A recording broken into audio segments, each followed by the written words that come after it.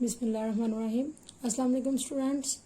Today our topic is wave as a carrier of energy and relation between frequency, velocity and wavelength of a wave from class 10, unit number 10, simple harmonic motion and waves. सबसे पहले आते हैं अपने पहले topic पे carrier of energy, wave as a carrier of energy. यानी कि wave जो है वो एनर्जी को कैरी करने का सबब कैसे बनती है, ये हमने लास्ट टॉपिक जब पढ़ा था वेव क्या होता है, वेव की डिफरेंट टाइप्स, तो उसमें भी हम इसको देख चुके हैं कि वेव जो है वो कैसे एनर्जी को कैरी करती है। आज हम बाकायदा जो है वो इसका लॉन्ग क्वेश्चन पढ़ेंगे कि waves as a carrier of energy, कि वेव्स के ज़रिए एनर्जी कैसे एक जगह से दूसरी जगह ट्रांसफ़र होती है। सबसे पहले ये चीज़ देखें कि एनर्जी जो है वो हमेशा एक जगह से दूसरी जगह डिफरेंट टाइप्स में तरीक़ाकार से, डिफरेंट मेथड से, डिफरेंट फॉर्म में ट्रांसफ़र होती है। आज जो हम फॉर्म पढ़ रहे हैं वो है वेव्स, यानी कि वेव्स की शक्ल में एनर्जी कैसे एक पॉइंट से दूसरे पॉइंट में ट्रैवल करती है। तो हमने एग्जांपल्स जो हैं वो स्लिंकी की देखी थी, लास्ट टॉपिक में स्ट्रिंग की देखी थी। इसमें भी देखें अगर कि स्ट्रिंग, अगर हम रस्सी जो है वो अपने हाथ में लेते हैं और उसको ऐसे ऐसे उछालते हैं, तो सबसे पहले तो एनर्जी होती है हमारे बाजू के अंदर। ठीक है, कौन सी एनर्जी होती है? Muscular energy. वो मस्कुलर एनर्जी जो है वो हमारे बाजू से कन्वर्ट होती है उस स्ट्रिंग में, रस्सी में।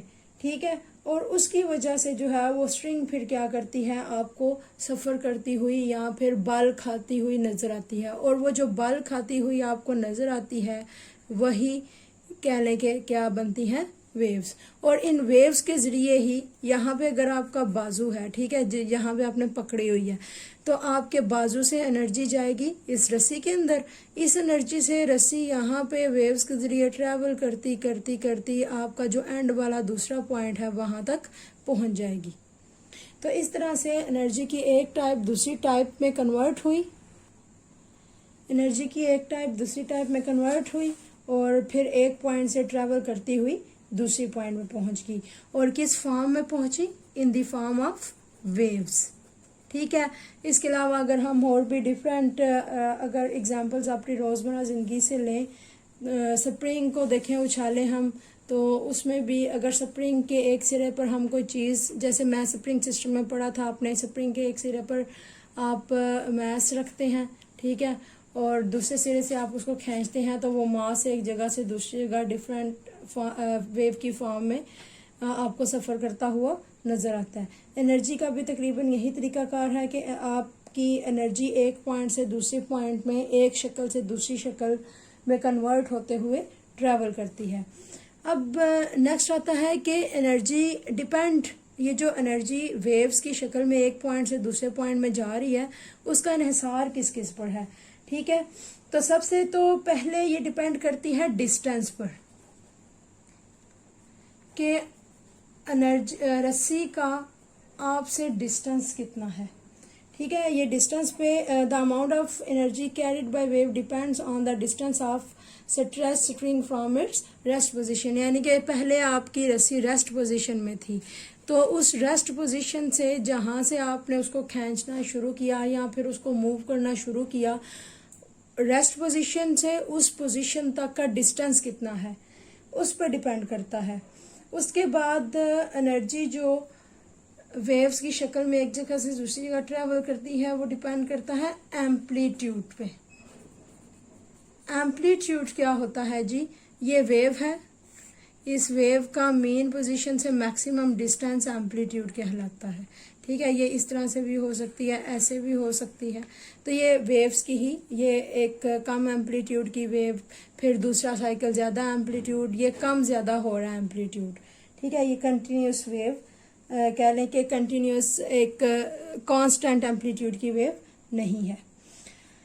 तो इस तरह इसका इन्हिसार हो गया डिस्टेंस पर और एम्पलीट्यूड पे। तीसरे नंबर पे इसका इन्हिसार है जी फ्रीक्वेंसी, कि इसकी फ्रीक्वेंसी कम या ज़्यादा कैसे होती है।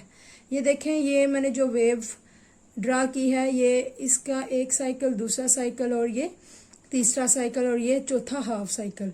तो इसकी फ्रीक्वेंसी तकरीबन 3.5 या 4 हर्ट्ज जो है वो बन रही है।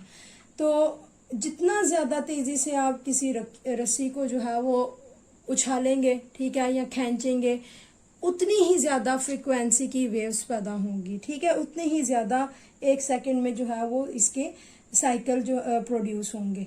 तो इस तरह से ज़्यादा एनर्जी एक जगह से दूसरी जगह ट्रांसफ़र होगी। अगर आप इस तरह से मामूली सा उसको मूव करवाते हैं, ये एक साइकिल, यहाँ पे देखें आपका हाथ है, ये रेस्ट, यहाँ पे कोई भी इस दूसरे सिरे को किसी चीज़ के साथ बांधा गया है या फिर ये दूसरी किसी भी पॉइंट पर पड़ी हुई रेस्ट हालत में है, आप यहाँ से इसको मोशन में ला रहे हैं, इसको यहाँ से हरकत दे रहे हैं, तो मामूली सी हरकत दी है तो सिर्फ एक साइकिल जो है वो प्रोड्यूस हुआ। तो इसका मतलब है इसने इतनी ज़्यादा एनर्जी कैरी यहाँ से यहाँ तक नहीं की। अगर ऊपर वाली डायग्राम देखें तो देखें कितने ज़्यादा साइकिल जो है वो वेव्स के बन रहे हैं। तो इसका मतलब है ये वेव ज़्यादा एनर्जी कैरी कर रही है और ये वेव कम एनर्जी कैरी कर रही है। इसका मतलब है कि इसका इन्हिसार, जो एनर्जी कैरी करती है वेव, उसका इन्हिसार इसकी फ्रीक्वेंसी पर भी है। यहाँ पे जो है वो आपकी बुक में एक एक्टिविटी भी होगी, डिफरेंट एक्टिविटीज़ आप कर सकते हैं। इसमें एक सिंपल सी एक्टिविटी है कि एक जो है वो आप क्या करते हैं, पानी का तालाब है, ठीक है, और उसमें पत्थर एक फेंकते हैं। तो उसकी वजह से क्या होगा, आपने यहाँ पे पत्थर फेंका, ठीक है, ये अगर आप कह लें पानी का तालाब है, आपने यहाँ पे पत्थर फेंका जी, उसकी वजह से क्या हुआ, यहाँ पे पत्थर आया, उस पत्थर से पानी डिस्टर्ब हुआ अपनी जगह से, पानी के पार्टिकल्स डिस्टर्ब हुए, तो उस पत्थर की साइडों में से सर्कल, ये सर्कुलर वेव्स बनना शुरू होगी।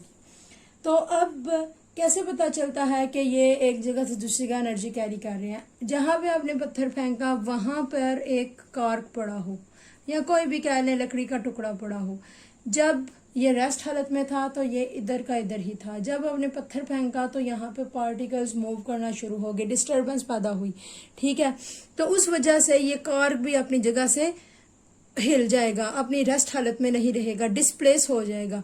डिस्प्लेस कैसे होगा, यहाँ पे देखिए, पहले एक साइकिल दूसरे साइकिल के साथ कनेक्टेड है, दूसरे साइकिल पर मूव करेगा, फिर इस तरह से साइकिल्स जो है वो बनते जाएंगे और ये कॉर्क भी आहिस्ता आहिस्ता इसी तरह इस वेव्स की शक्ल में आगे आगे ट्रेवल करता जाएगा। जहाँ तक ये फ्रीक्वेंसी, इसकी जितनी ज़्यादा फ्रीक्वेंसी होगी, जहाँ तक ये साइकिल जो है वो प्रोड्यूस होंगे वेव्स के, वहाँ तक कॉर्क जो है वो यहाँ से रेस्ट हालत से उस पॉइंट तक ट्रेवल करेगा। फॉर एग्जाम्पल, इतनी वेव्स जो है वो यहाँ तक साइकिल पैदा हो रही हैं, तो ये एक से दूसरे साइकिल ने इसको पुश किया तीसरे साइकिल पे, तीसरे साइकिल से तीसरे चौथे पे, तो इस तरह ये मूव करता करता करता यहाँ पे पहुंच जाएगा जहाँ तक इसके साइकिल वेव्स के प्रोड्यूस हो रहे हैं। तो इस तरह से जो है वो एनर्जी, अब इसको एनर्जी मिली तो इसने यहाँ से यहाँ तक ट्रेवल किया। अगर इस कॉर्क को एनर्जी ना मिलती तो ये बिल्कुल भी यहाँ से इस पॉइंट तक नहीं पहुंच पाता। तो इसका मतलब है कि वेव्स की शक्ल में एनर्जी एक जगह से दूसरी जगह जाती है और उस वेव की एनर्जी की ही वजह से ये कॉर्क भी यहाँ से मूव करता करता यहाँ तक पहुंच गया।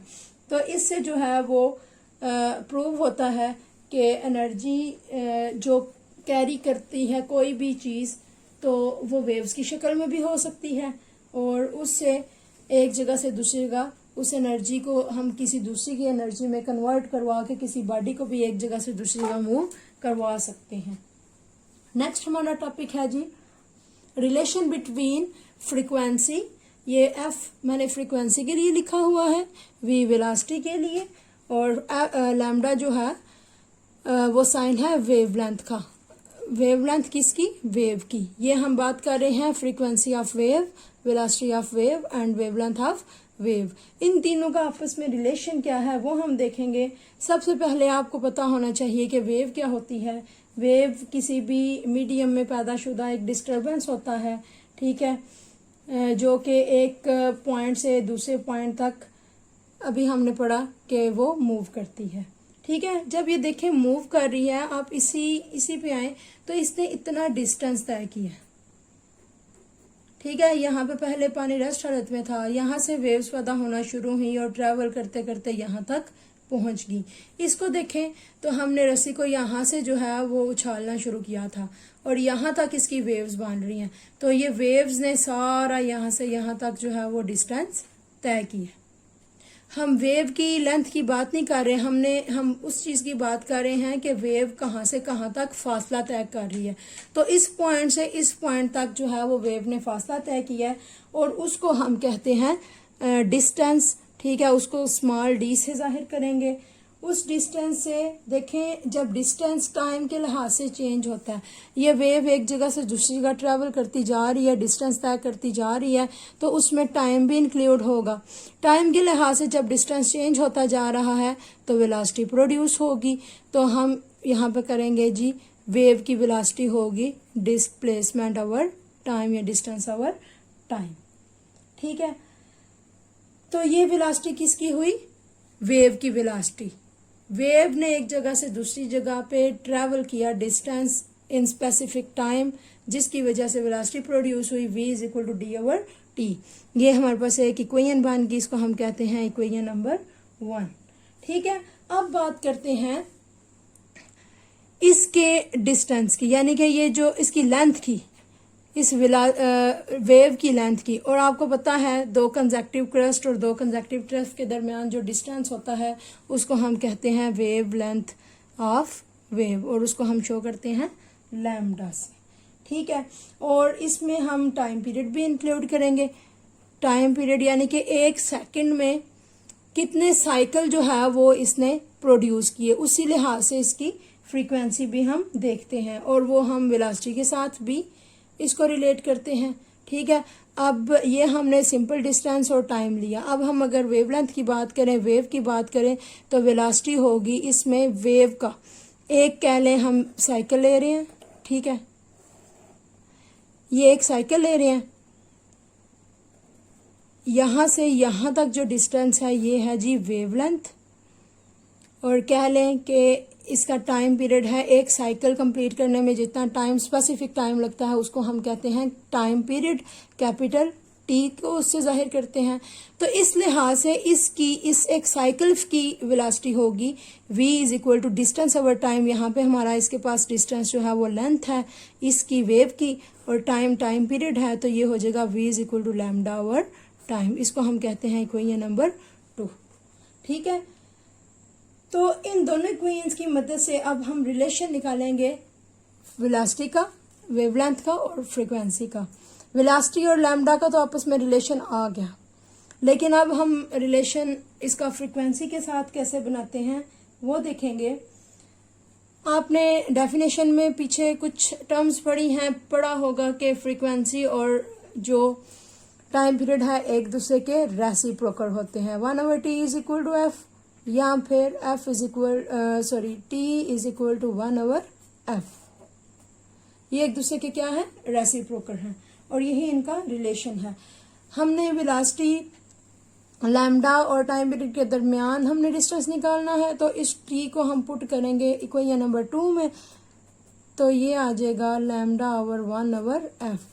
ये f इसके साथ जाके होगा मल्टीप्लाई, तो वेलोसिटी आ जाएगी लैम्डा f। तो ये v is equal to F lambda या फिर v is equal to lambda F. ये है जी relation between frequency, velocity and wavelength of a wave, और यही जो है इसको हम कहते हैं वेव इक्वेशन। ठीक है, ये वेव की मसावात है।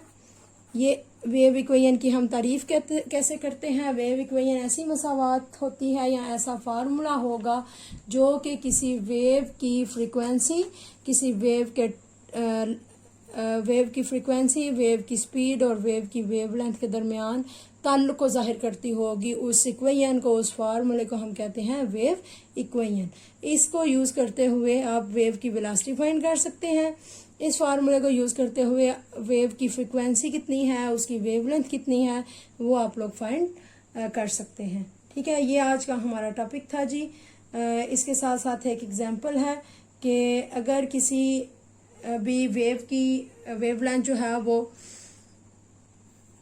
0.4 मीटर हो और उस वेव की फ्रीक्वेंसी जो है वो 4 हर्ट्ज हो, तो उसकी वेलोसिटी मालूम करें। Simple of wave equation use करेंगे, v is equal to F lambda. Frequency की वैल्यू पुट करेंगे और इसकी वेवलेंथ की वैल्यू पुट करेंगे तो आपके पास आ जाएगी velocity, that is equal to 1.6 और वेलोसिटी का यूनिट होता है मीटर पर सेकंड। इस तरह से आप जो है वो आपको कोई भी दो वैल्यूज गिवन हो, थर्ड वन आप फाइंड आउट कर सकते हैं। ये जी आज का हमारा टॉपिक था, wave as a carrier of energy and relation between frequency, velocity and wavelength of wave. आज के लिए अल्लाह हाफिज। नेक्स्ट हम रिपल टैंक के लेक्चर के साथ हाजिर होंगे। अल्लाह हाफिज।